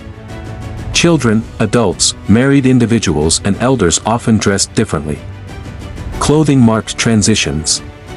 Coming of age, marriage, mourning.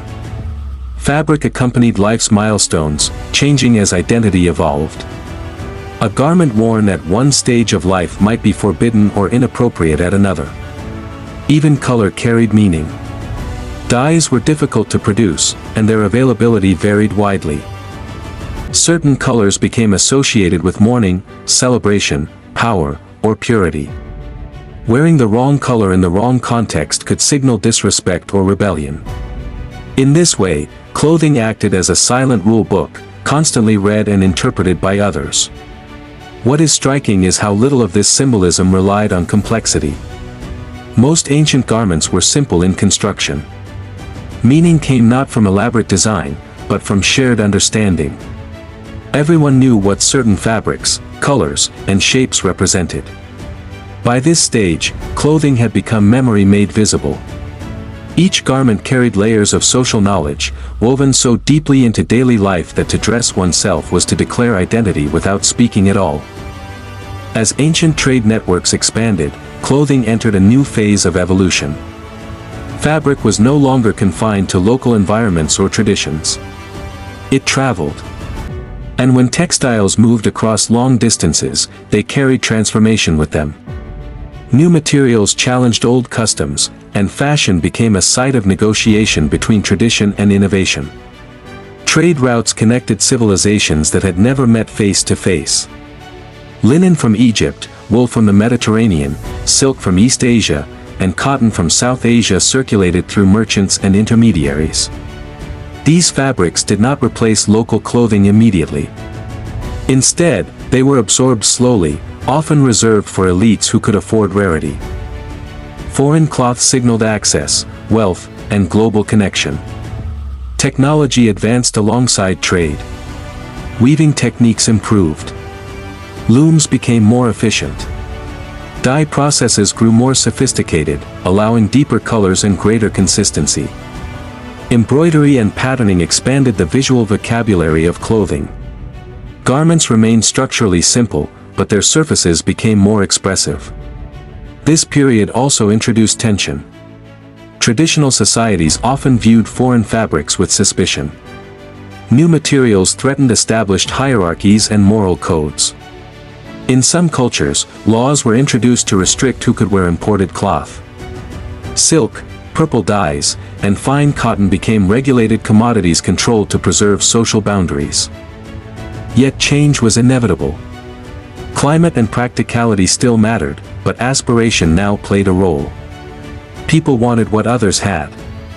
Clothing became a visible marker of connection to a wider world. To wear foreign fabric was to participate in something larger than one's own community. Hybrid styles emerged. Local garments were made with imported materials. Foreign cuts were adapted to local climates. Clothing became layered not just in fabric but in meaning. A single garment could reflect environment, trade, identity, and ambition at once. This transformation did not erase older traditions. Instead, it complicated them. Ancient clothing became a dialogue between past and present, between what worked and what was desired. Fabric became history in motion. By this stage, clothing was no longer purely reactive. It anticipated change. It adapted ahead of necessity. The ancient world had discovered that what people wore could shape how they saw themselves in relation to the world beyond their horizon. Trade turned clothing into a record of contact. Each thread told a story of distance crossed, skills exchanged, and cultures intertwined. And once those threads were woven together, ancient fashion could never return to isolation again. By the end of antiquity, clothing had completed a remarkable transformation. What began as a response to cold, heat, and exposure, had become one of the most powerful tools for organizing human society. Fabric no longer simply protected the body. It defined rank, expressed belief, reinforced identity, and communicated belonging without a single word spoken. Across ancient civilizations, clothing followed a shared pattern of evolution. First came survival, then adaptation, then meaning. Each layer built upon the last, never fully replacing it. Even the most elaborate silk robe or ceremonial garment still relied on principles discovered thousands of years earlier. Insulation, breathability, durability, and fit. What united ancient clothing traditions was not style, but intelligence. Humans learned to read their environment and translate that knowledge into fabric. Climate shaped materials. Geography shaped technique, culture shaped interpretation. Clothing became a mirror of civilization itself. This evolution also reveals something deeply human. People did not abandon practicality when they embraced symbolism. Instead, they merged the two. The most successful garments were those that worked and communicated at the same time. Ancient societies understood that comfort, identity, and order could coexist in a single piece of cloth. The legacy of ancient clothing still surrounds us. Modern garments retain ancient principles, layered fabrics, climate-appropriate materials, symbolic colors, and status-driven fashion. What has changed is speed, not purpose. Fashion cycles faster. But the underlying logic remains unchanged. When we look at ancient clothing, we are not seeing something distant or obsolete. We are seeing the foundation of how humans learn to live together. Every tunic, kilt, robe, and wrap represents an experiment in survival that gradually became an expression of civilization. In the end, ancient clothing tells a quiet but profound story. Before writing, before cities, before empires, humans wrapped themselves in the world around them. And through fabric, they learned not just how to survive, but how to belong.